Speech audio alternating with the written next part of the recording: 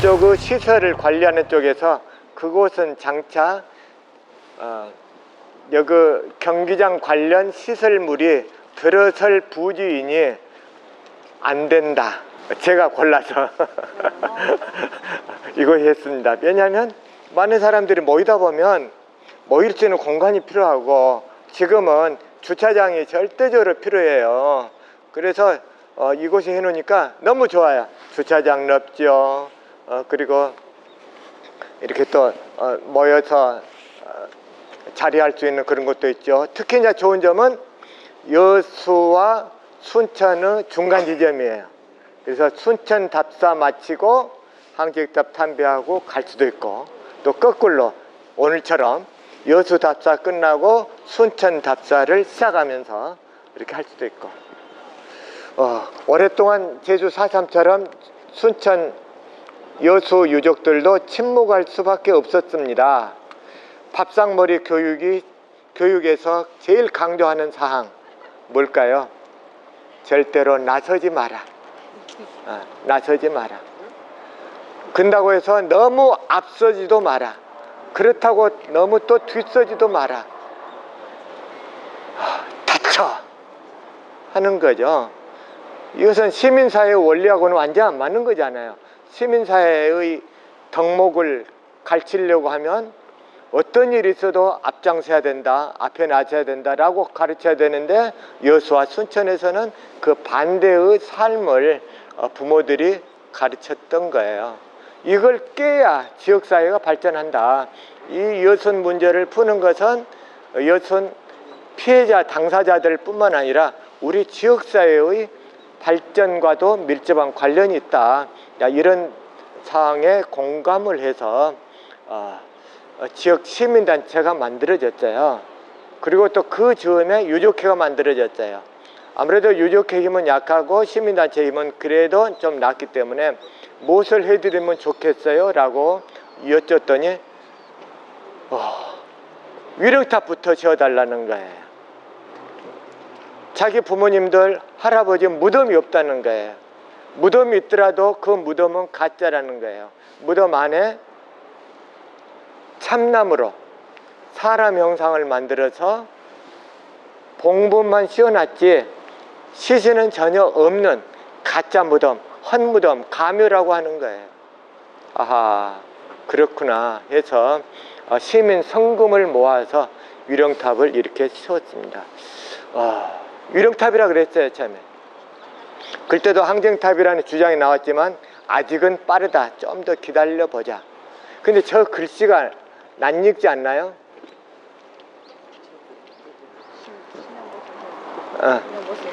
감방 안에서 서도를 익혔던 분, 세기 신영복 선생님. 신영복 선생님 살아계실 때 글씨를 2개를 받았어요. 여순 사건 위령탑하고 여순 항쟁탑하고 2개를 받았어요. 그 저걸 빼낼 수가 있어요. 그 여순 위령탑으로 했던 것을 한 5년 전에 이제는 항쟁탑으로 용어를 바꿔도 되겠다 해가지고 빼내고 새로 끼워 넣습니다. 양쪽이 이렇게 2팔을 벌린 그런 손 모양이죠. 그리고 우개, 손가락 모양이에요. 그러니까 그때 당시 그분들이 주장했던, 생각했던 그 뜻을 받드는 그런 형상으로 조각가가 모양을 만들었습니다. 그리고 저 밑에 항쟁탑 밑에 기단부는 한반도 형상을 저런 식으로 그리고 그 뒷면에는 박두규 시인이라고 당시 사무국장을 맡고 있었던 그분의 시를 뒤에다 적었고, 저 기단부 밑에는 그때 당시 저 조성 과정에 참여했던 여러 단체들의 염원들을 글로 받아서 그 밑에다 새겼습니다. 그러다 보니까 유족들이 여기를 심심하면 아니면 울적하면 찾아오시는 거예요. 그래서 절을 올리고 가시기도 하고 울고 가시기도 하고 좋은 일이 있으면 와서 아래는 그런 장소로 이용하기도 하고, 그것을 설명하는 글이 필요하다 해가지고 제가 왼쪽에다가 여순사건 개요 이 글을 만들어 드렸습니다. 짧은 글이지만 여순항쟁의 배경과 성격, 영향을 일목요연하게 담으려고 제 깐에는 노력을 했습니다. 다만 지금 오류가 발생한 것이 국군 14연대라고 표현해야 될 것을 국방경비대라고 그렇게 표현했어요. 왼쪽이 여순항쟁 전반적인 것을 요약한 것이라면, 이것은 침묵 속에 있던 여순항쟁 문제를 어떻게 들춰냈는가, 지금까지 해결해 왔려고 시민사회와 우리 국가가 노력해 왔는가, 그 과정을 오른쪽에 담으려고 했습니다. 이 순천 아까 처음에 보신 여순항쟁탑이 약간 특이하실 거예요. 그러니까 시에서 기념하는 탑 이름이 여순항쟁탑입니다. 그러니까 여순을 항쟁으로 보는 거죠. 그러니까 순천 지역에서는 항쟁으로 보는 것이 조금 더 다수의 시각입니다. 그러니까 이 순천 지역에선. 근데 전체적으로 여순 사건을 볼 때 여순 사건이 항쟁의 국면이 정말 도드라지게 보이는 곳은 사실 어저께 보신 여수가 그렇습니다. 여수는 인민대회가 열리고, 그리고 민중들이 직접 자기들끼리 초보적인 자치를 합니다. 그 자치행위를 하기 때문에 그래도 민중들이 이렇게 본인들이 요구하는 세상을 만들기 위해서 노력을 보였기 때문에 거기서 그 국면만큼은 항쟁의 국면이 보인다라고 얘기를 합니다. 근데 반면에 여기 순천은 10월 19일 날 14연대가 이제 봉기를 일으키고 20일 날 여기 순천에 오는데 20일부터 3일간 순천에 장악을 합니다. 20, 21, 22, 23. 그러니까 20일부터 하면은 하루 하면 총 3일간 장악을 하는데, 실제로 21일이면 군대가 전투에서 한번 패배하고 14연대는 다 산으로 가버립니다. 그리고 22일쯤 되면은 순천의 웬만한 지역들은 다 진압군에 의해서 장악이 됩니다. 그러니까 23일 날 최종적으로 진압군에 의해서 장악이 됐다는 거지, 실제로 14연대가 이 지역을 온전히 차지한 기간은 3일도 채 되지 않습니다. 그러니까 이 지역에서 뭔가 인민위원회나 민중들이 우리가 요구하는 초보적인 자치행정을 했다, 그런 모습이 보이지 않습니다. 그러니까 항쟁의 측면이 조금 더 보기가 힘든 곳입니다. 여순이란 게 딱히 어떤 한 성격으로 규명하기가 힘들다. 어떤 측면에서는 항쟁의 측면이 있지만 어떤 측면에서는 또 좌익 간에 서로 가해자가 되기도 하고, 그래서 어떤 측면에 따라 고정시키기가 어려운데, 그 중에서 순천은 항쟁의 측면이 좀 약하고, 여수는 굳이 따지자면 여수는 좀 더 강한 측면인데, 오히려 지금 2025년 현재에는 순천은 항쟁을 높이 얘기하고 여수는 항쟁을 굉장히 조심스럽게 얘기합니다.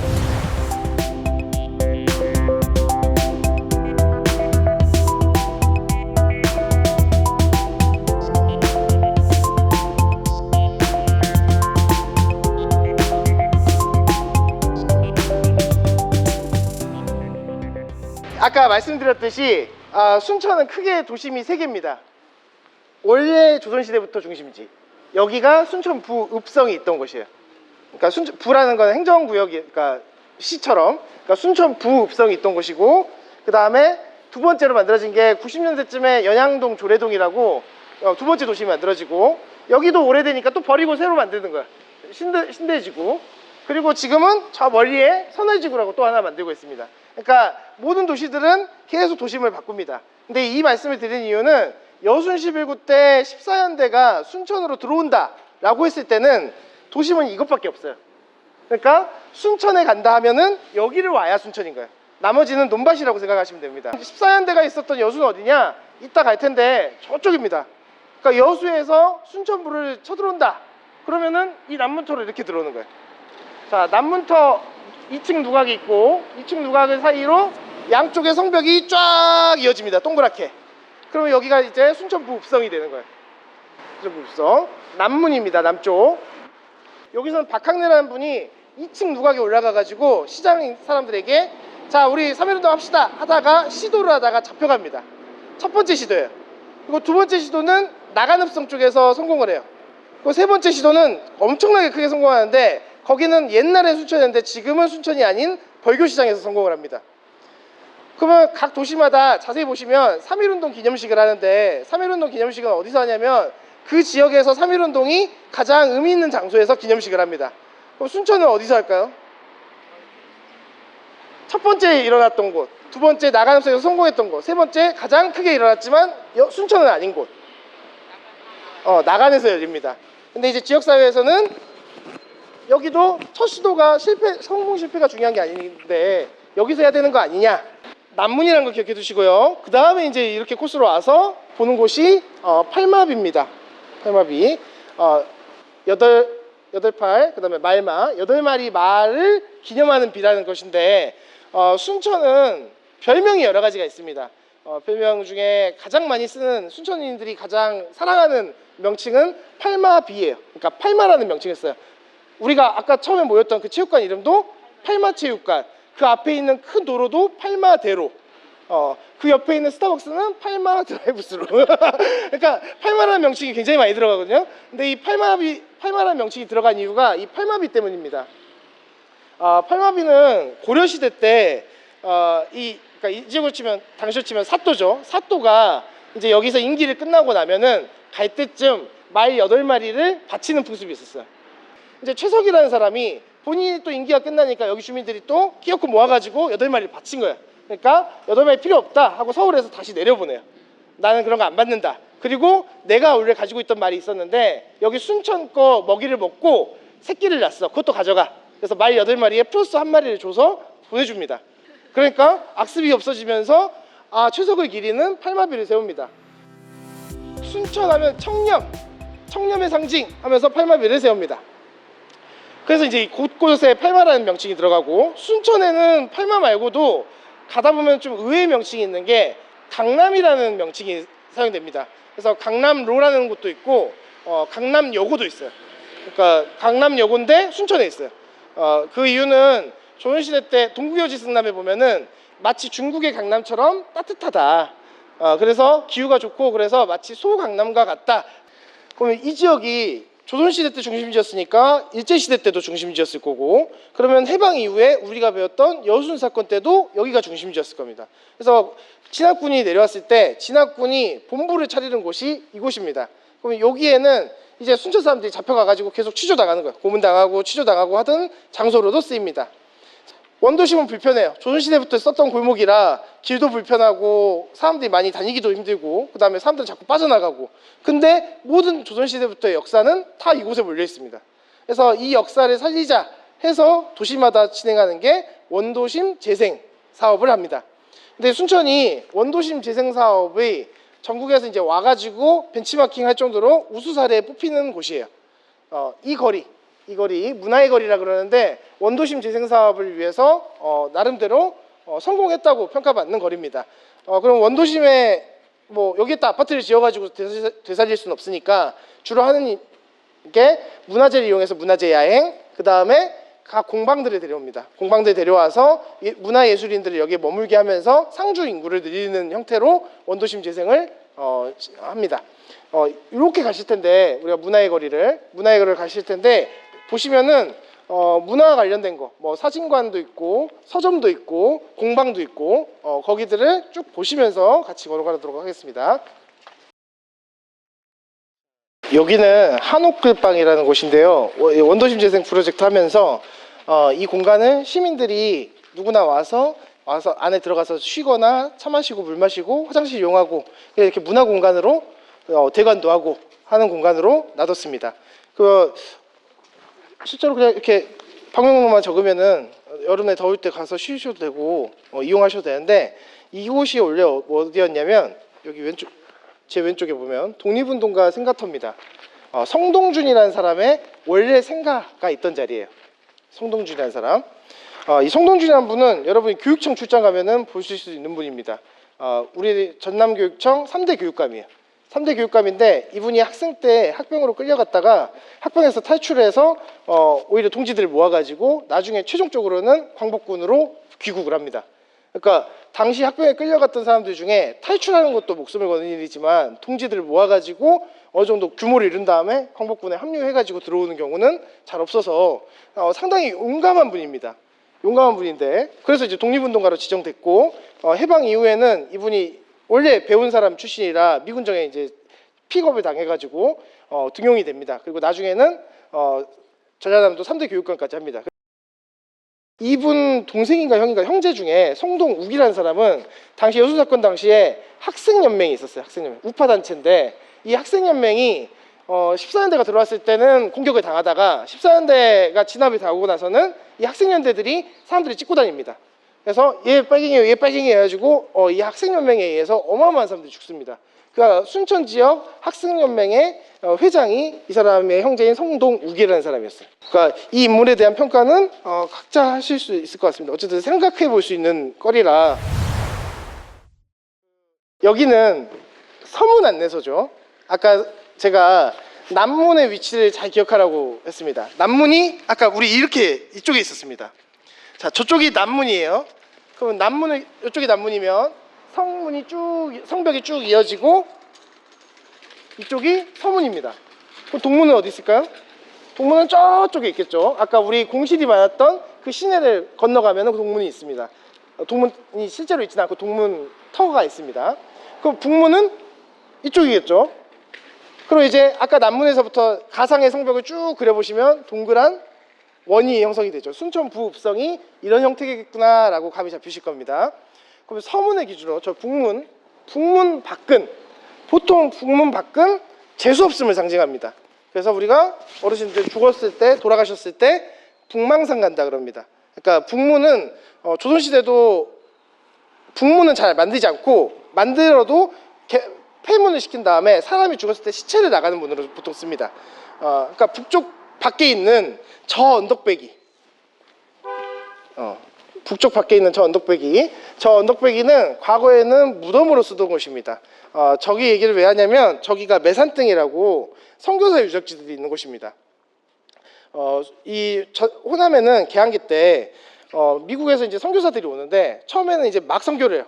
도착하는 대로 막 선교를 하는데 선교를 하다가 서로 이제 나와바리 충돌이 자꾸 생깁니다. 그래서 이제 야 우리끼리 나누자. 그래서 북쪽은 북장로교가 싸고 이 호남 지역은 남장로교가 전도하는 걸로 하자. 그래서 남장로교가 처음에 전주로 들어갑니다. 전주에 가가지고 전주에 있다가 그 다음에는 이제 나주로 왔다가 나주는 양반이 워낙 센 도시라 쫓겨납니다. 그리고 광주로 갔다가 광주에서 어느 정도 성공을 하고 나서는 동북권 중심 도시인 순천으로 옵니다. 가서 학교를 세우고 병원을 만듭니다. 그럼 배움에 목마른 사람들이 학교에 오다가 자연스럽게 전도를 하고 병원에 치료받으러 오다가 전도를 하고 이런 식으로 이제 학교를 세우고 전도를 하다 보니까 전주, 순천, 목포, 광주의 유명한 학교들은 이 남장로교들이 세운 학교들이 많습니다. 자, 여기는 아까 말씀드렸던 북문 밖 매상등 성직길 수제길입니다. 저는 교회를 다니지 않습니다. 근데 이제 우리가 이제 삼국시대를 이해하려면 불교를 알아야 되고 개항기 이후에는 기독교를 또 알아야 되기 때문에 그리고 또 이곳이 여수사건과 관련이 있는 지역입니다. 선교사들이 여기에다 이제 학교도 세우고 병원도 세우고 이 교회도 지금 100년이 넘었죠. 그러니까 이 자리는 아니지만 교회도 세우고 이러면서 이제 전도를 막 합니다. 전도를 하는데 이 지역에 일제가 학교도 당시에는 굉장히 귀한 건데 귀한 학교랑 병원을 세워버리니까 너네 우리 아니었으면 치료도 못 받고 다 죽었을 건데 그런 가스라이팅의 도구가 선교사한테 넘어가 버린 거예요. 그래서 일제가 이게 조바심이 납니다. 그래서 옆에다가 순천의료원을 세웁니다. 이게 36년에 세워지거든요. 그러니까 여기와 경쟁하듯이 여기에 병원이 있는데 바로 옆에다가 또 병원을 세웁니다. 그러면 그것이 순천 사람들 입장에서는 매우 이득이죠. 병원이 갑자기 이 조그만 도시에 2개나 생기잖아요. 그리고 학교도 30년대 제가 근무하는 순천고등학교도 30년대 후반에 어쨌든 인가를 해줍니다. 그러니까 이런 경쟁 속에서 나름대로 이 지역에서 학교들이 많이 생기고 병원도 많이 생기니까 이 지역의 입장에서는 선교사들도 덕을 본 거죠. 자, 우리가 여기 지역에 매산등에 병원을 세웠다 그러면 막 그 전남대병원, 조선대병원 생각하시는데 그냥 진료소라고 생각하시면 됩니다. 보건소 정도. 그럼 여기에 교회 있고 병원 있고 학교 있고 이러다 보면 이 학교에 가르칠 사람들, 선교사들이 살아야 되잖아요. 그럼 선교사들 관사들이 여기 안에 들어 있습니다. 그 관사들이 현재 매산중학교, 매산여고 건물들로 쓰이고 있어요. 그래서 다 학교 건물이지만 등록문화재로 쓰이고 있습니다. 여순 사건 때는 14년대가 여기를 공격했을까요, 안 했을까요? 여긴 미국인들 말이죠. 어찌 보면 공격을 안 했습니다. 그리고 이게 이제 미국을 건드리고 싶지 않아서 안 한 것인지 뭐 다른 의미가 있는 건지 근데 어쨌든 와가지고 선교사들이 우리 공격하지만 우리 미국인이니까 하면서 당시에 포대자루에 성조기를 다 걸어놨다 그래요. 그러면 이제 14년대들이 와가지고 공격을 못하는 거죠. 안 한 건지 못한 건지. 그럼 반대로 14년대가 이제 들어왔을 때 당시에 14년대가 들어오면서 이제 여수와 마찬가지로 좌익이 우익을 공격하는 상황이 일시적으로 벌어집니다. 좌익이 우익을 공격할 때 우익들은 이제 살아야 되잖아요. 그럼 어디로 도망가냐면 여기로 도망가는 거죠. 선교사 마을로 도망가가지고 평소에 좀 고위층들은 이 선교사들하고 알고 지내던 사이니까 나 좀 숨겨줘 해가지고 3일 동안 숨어 있습니다. 그러다가 이제 진압군이 오면은 나오기 시작합니다. 이 동네가 매곡동이라는 곳인데 매화를 심어서 매곡동이거든요. 여기는 여순 11구 사색지인데요. 자, 여기가 순천의 북쪽이라고 생각하시면 됩니다. 자, 순천에서 14년대가 처음에 들어와서 19일날 여수에서 일어나서 20, 21, 22, 23일까지 순천에 장악을 합니다. 자, 장악을 하고 21일에는 20일 순천 장악하고 21일에는 더 북쪽으로 올라가려고 하다가 순천의 가장 북서쪽인 서면이라는 곳에서 정부군하고 맞닥뜨려서 학구 전투라고 전투에서 패배를 합니다. 그러고 나서 14년대는 내려와서 순천을 버리고 산악 지역으로 가버립니다. 그럼 이 지역은 14년대가 붕괴 틀어놓은 경찰 군인들은 없고 그 다음에 당시에 좌익단체들이 나름대로 뭔가를 조직하려고 있는 상태고 군인들은 없는 상태입니다. 그러니까 정부군이 언제든지 들어오면은 바로 접수가 가능한 상황이에요. 그래서 정부군이 22일부터는 슬슬 들어오기 시작합니다.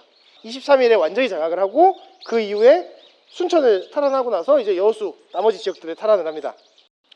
그러면 정부군이 저 북쪽에서, 여기 북쪽이라 그랬으니까 북쪽에서 오겠죠. 가장 먼저 이쪽으로 왔겠죠. 여기 와서 이 등을 넘으면 이제 순천 시내로 들어가는 거예요. 들어오는데 이 지역에 살고 있던 주민들은 정부군들이 우두두둑 오니까 이게 무슨 소리야 하고 나와봅니다. 나왔다가 군인들을 보고 문을 얼른 닫거나 도망가 버립니다.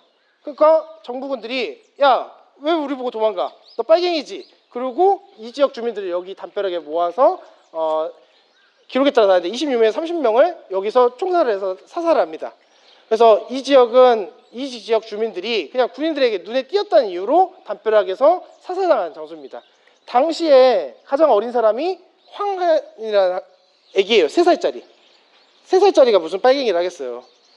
본인들이 그 얘기하는 빨갱이가 될 수도 없는 상황이잖아요. 그러니까 60세 노인부터 3살 어린아이까지 여기에다 담벼락에 세워놓고 집단 학살했던 장소입니다. 근데 이 시신을 누구도 쉽게 치울 수가 없어요. 왜냐하면 여기가 시작이지 이 이후부터는 들어가서 우리가 이제 다음에 갈 순천대 학교에 사람들 다 모아놓고 너 지목당하면 여수에서처럼 집단 학살이 일어납니다. 그러니까 누가 이 시신을 치우겠어요. 그러니까 당시에 이 시신을 치우었던 분이 보이얼이라는 선교사인데 선교사가 인부들을 시켜가지고 시신을 수습을 합니다. 수습을 해서 어디다 두냐면 저기 삼풍그린 아파트 1차, 2차인데 앞에가 1차고 뒤에 2차인데 2차 경로당 쪽에다가 묻어놨다고 합니다. 그리고 묻어놓을 때 그냥 막 묻은 게 아니라 가족들이 이제 나름대로 어떤 가족이 있는 경우는 염도하고 해가지고 한 번에 묻어놨는데 나중에 시체가 뒤섞이면 신원을 알 수가 없으니까 페니실린병에다가 신원을 일부 넣어가지고 같이 묻었다고 합니다. 그래서 이 형상은 당시 같이 묻었던 페니실린병을 형상화한 것입니다. 그리고 들어와서 순천 시내에도 시체들이 많이 생겼겠죠. 그럼 그 시체들을 사람들이 다니는 시내에다 놔둘 수는 없으니까 동천변에다 갖다 놓습니다. 그 동천변에서 쭉 이렇게 시체들이 내부러져 있는 모습을 당시에 찍은 거예요. 이게 좌익에 의해서 우익이 학살당한 건지 우익에 의해서 좌익이 학살당한 건지 신원은 알 수가 없습니다. 하지만 당시 학살당한 시신들이 여기 와 있는 거죠. 그리고 지금도 현재 동천에 가보시면 이게 광주 가는 경전선인데 지금도 기차들이 다니는 곳입니다. 5.18 때는 힌스페터가 사진을 남기잖아요. 근데 여순 사건 때는 카이마이더스라는 사람이 사진을 남겨서 다행히 그 당시 사진들이 보입니다.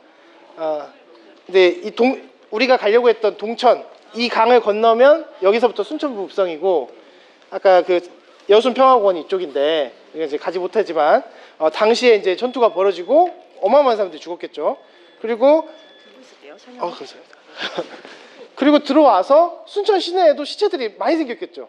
그럼 그 시체들을 사람들이 다니는 시내에다 놔둘 수는 없으니까 동천변에다 갖다 놓습니다. 그 동천변에서 쭉 이렇게 시체들이 내부러져 있는 모습을 당시에 찍은 거예요. 이게 좌익에 의해서 우익이 학살당한 건지 우익에 의해서 좌익이 학살당한 건지 신원은 알 수가 없습니다. 하지만 당시 학살당한 시신들이 여기 와 있는 거죠. 그리고 지금도 현재 동천에 가보시면 이게 광주 가는 경전선인데 지금도 기차들이 다니는 곳입니다. 지금도 볼 수 있는 곳입니다. 자, 그리고 그 강을 건너가지고 아까 우리가 갔던 남문까지 가기 전까지는 다 죄다 이런 논밭이에요. 그리고 그 당시에 그 사이에 있던 그 논밭에서 찍은 사진입니다. 그러니까 남편이 죽고 이게 연사라서 실제로 보면 이 장면만 유명한데 연사를 보면은 부인이 이렇게 보고 오열하는 장면이 이렇게 계속 찍혀 있어요. 그러니까 가장 극적인 거를 그냥 놔둔 건데, 그러니까 순천부 읍성까지 가는 길에도 논밭에 계속 시신들이 널려 있는 겁니다. 그러니까 자, 그러고 나서 정부군들이 옵니다. 정부군들이 아까 우리가 봤던 매산등에서 북쪽에서부터 오겠죠. 여수 순천 지금 14년대 장악한 곳이 여수, 순천, 광양, 동부 육군들을 다 장악했는데 가장 먼저 공격을 당한 곳이 순천입니다. 왜냐면 북쪽에서 오니까 순천부터 장악을 해야 그 다음에 여수를 가겠죠. 그래서 군인들이 이렇게 내려오다가 매산등에서 학살을 저지르고 들어오는데, 군인들이 특이한 게 머리에 하얀 띠를 두릅니다. 왜냐면 14년대도 군인복을 입고 있기 때문에 이걸 구분하기 위해 하얀 띠를 두릅니다. 이게 어디서 재현이 되냐면 5.18 때도 군인들이 하얀 띠를 두릅니다. 그러니까 여기서부터 이제 진화군의 상징인 하얀 띠라는 게 여기서부터 이제 시작이 됩니다. 자, 그러고 나서 이 자리입니다. 자, 이제 시내에 들어와서 시내에 있는 남자들을 모두 다 농림학교 아니면 북초등학교, 성동초등학교, 학교 몇 군데에 다 부릅니다. 집에 있다 걸리면 아무튼 빨갱이야. 그리고 다 불러놓고 아까 우리가 봤던 성동중 동생, 성동욱 같은 사람들, 학생연합, 학생총연맹 이런 사람들, 우익단체들이 지목을 하고 다닙니다. 이렇게 모아놓고 얘 빨갱이 됐어요. 얘예요. 얘 14년대 왔을 때 우리 공격했어요. 근데 당시에 보면은 그 전에 이런 경우가 많은 거죠. 내가 1억을 빌렸다가 이 사람만 없으면 안 갚아도 돼. 얘 빨갱이에요. 내가 논에 물대는 문제 때문에 우리 집안에 저 집안에 대대로 원수였는데 이 사람 빨갱이에요. 그러면은 문제는 그 사람들이 얘기하는 그 빨갱이라는 존재여도 그렇게 죽이면 안 되고, 근데 사실이든 아니든 수사나 재판 없이 직결 손가락을 지목당하면 직결 처분을 나가는 겁니다. 그러니까 끌고 가서 이게 완전 랜덤 게임이잖아요. 그냥 다 같이 모여서 지목당하면 죽는 거예요. 끌고 가서 이제 순천에서는 저기 이수중학교 옆이나 죽도봉 근처에 골짜기에 데려가지고 우두두 죽입니다. 더 심하게 이제 인권유린이 시작됩니다. 자, 지목을 하고 다니는 사람이 경찰이나 군인만은 아니에요. 일반 우익단체들이 지목을 하고 다니는 겁니다. 근데 문제는 해방 이후에 좌우익은 계속 갈등하고 있어요. 그러니까 서로 감정이 안 좋은 상태예요. 근데 이 사건이 되니까 네가 14년대랑 같이 했든 안 했든 너는 빨갱이다. 걸리면 죽는 거야.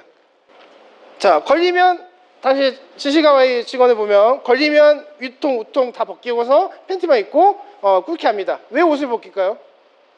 옷을 벗기면 도망가는 게 확실히 막을 수 있고 사람이 옷을 벗으면 잘 못 도망가고 또 표가 확 나니까 옷을 벗깁니다. 자, 이 광경이 이 세 개의 산이 여기 있습니다. 그러니까 이 구도 속에서, 그러니까 정확히 말하면 저쪽쯤인데 이 구도 속에서 여기에 사람들이 쭉 순천에 모든 남자들이 모여있고 여기서 생지옥이 펼쳐지고 있었겠죠. 그리고 저 산의 배경, 이 구도 속에서 수많은 사람들이 죽고, 그리고 저 바깥쪽에는 아까 우리가 봤던 것처럼 아이들 안고 엄마들이 우리 남편 지목만 당하지 마라, 지목만 당하지 마라 보고 있고, 이 사건이 동부 육군에서 무수하게 일어납니다. 동부 육군에서 이렇게 학살이 쫙 일어납니다. 일어나고 나서 피해가 두 가지가 일어나는데, 한 가지는 죽은 사람들 가족들에게 피해가 일어납니다. 죽은 사람들 가족들은 공식적으로 북한을 이롭게 한 죄로 죽습니다. 그러니까 실제로 이롭겠다는 게 아니라 국가 차원에서는 너네가 죽은 이유는 북한을 이롭게 해서 반란군으로서 죽은 거니까 그래서 너네는 빨갱이야 라는 낙인이 찍힙니다. 근데 우리가 연좌제가 90년대까지 있었고 제 기억에도 저희 학번 ROTC 지원할 때도 신원조회가 있었던 걸로 기억하거든요. 그러니까 상당히 오랫동안 이 가족들은 자기 집안에 호적에 빨간 줄이 뭔가 그어져 있다, 집안에 빨갱이가 있다 그러면 장학금, 공무원 임용 모든 것에 2차 가해를 받습니다. 90년대 돼서야 슬슬 나오기 시작하고 이제서야 조사가 2021년에 특별법 제정하고 이제서야 뭐가 있었는지 조사를 해보자 하는 단계입니다. 지금 그러니까 여전히 진행형인 거죠. 이게 첫 번째 피해고, 두 번째 피해는 자 여기 있던 14년대는 21일에 벌써 빠져버렸습니다. 빠져버려서 지리산이나 들어가서 빨치산이 돼요. 그럼 이제 경찰이나 군인들이 빨치산에 잡으려고 산 주변에 수색을 합니다. 그럼 산 주변에 있는 마을들은 그 피해가 50년대까지 전쟁이 끝날 때까지 계속 나갑니다. 산 밑에 있는 마을들, 순천에서 산 있는 곳이 서면, 황전 이쪽, 그리고 구례, 곡성, 산악 지역들은 밤에는 빨치산들이 내려와가지고 밥 좀 주세요. 그리고 주지 않으면 보복하고, 낮에는 경찰이나 군인들이 와가지고 어저께 밥 준 사람 누구야? 또 다시 서로 지목해. 해서 또 학살을 하고, 이 오랜 기간 학살 동안 좌우에 의해서 계속 오랫동안 광양, 곡성, 구례, 산악 지역들, 이 지역은 오래오래 피해가 끝나지가 않습니다. 그래서 순천에서도 서면 같은 경우는 순천에 나간 지역은 빨치산 중에 14살짜리 애가 다쳐가지고 그걸 치료해줬다가 그 마을 주민이 한 번에 몰살이 당합니다. 그러니까 이런 식의 2차 가해들이 계속 이뤄집니다. 여수, 순천 그리고 이 전남 지역에서 살고 있는 우리는 이 피해, 그거에 대한 피해를 가장 많이 본 지역이기 때문에 적어도 존재에 대해서 존중을 할 줄 알아야 되지 않겠냐, 이 얘기를 항상 하는 편입니다. 네, 들어주셔서 너무 감사하고요. 네.